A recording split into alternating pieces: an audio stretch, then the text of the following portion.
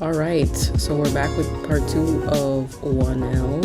As you can see, I was trying to figure out what kinds of grays I had, and that will help me determine where the dark areas are, where the medium tone is, and where the light is. I'm also measuring here, so I'm measuring with the needle.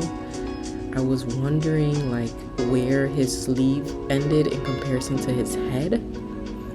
A lot of times when I do the drawing, it's just a gesture. It's not like measured correctly at all. So as I'm working on the piece, I am measuring down, and the needles help me figure that out. So, you know, doing proportions of the piece before I finalize it. So I figured out where my darks are, and now I'm putting in my darks. It's the easiest way of filling in the area is figuring out where your darks are, so that by the time you put your midtones, you understand where the highlights are. So it's just like filling in the areas. A lot of people ask me, you know, what if you do the light to dark? Sure, that's an option. But I'm just used to, as a painter, dark to light. And that was like a really big jump in this video, where like his shirt is complete.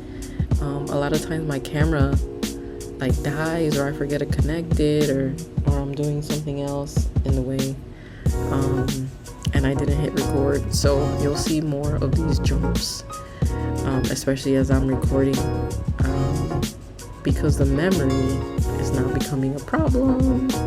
And that's my son, who was next to me. He had his little cars with his little fingers. That's Kandy. He's 4 years old in this video, and I'm showing him, and also talking to my mom through FaceTime. So it's a lot of multitasking as I'm working in the back, especially if it's like during the day, which is what's happening here. And it's probably a weekend because the kids aren't in school, or the kids could be sick. Anyway, I'm finishing up his shirt. I left a little bit of space in between, like the center of his shirt, so that I can get to the wording at some point. Right now I'm using brown, so I'm assuming that I'm getting to his skin. That was my daughter. So it's definitely a weekend because they're home. So I'm doing the same thing with the skin. I'm starting off with the dark areas where the creases are, because the light is hitting him from the right hand side. I start with the left arm and trying to find the right browns. These brown threads are becoming really difficult to try to find the right color tone. I feel like now it's easier with yarn to kind of find the right brown, and now the threads are becoming a problem because it's either like chocolatey brown or like, what is that other, or like burnt sienna. And it's like there's different shades. There's also different tones of the browns. So with these next few pieces that kind of becomes an issue, but well, now it's looking great.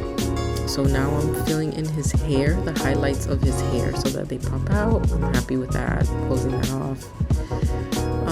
And eventually I start off with the pants in the next video. I think I finish this piece with the next video, so it's one of those quicker ones. Like I mentioned in the first video, I think it probably took me like 8 hours to work on this.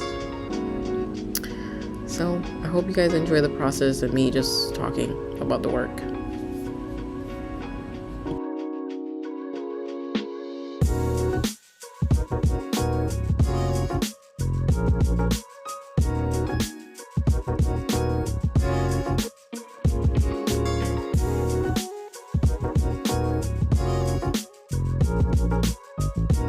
Thank you for watching. If you like what you saw, please hit the like button and also hit the subscribe button.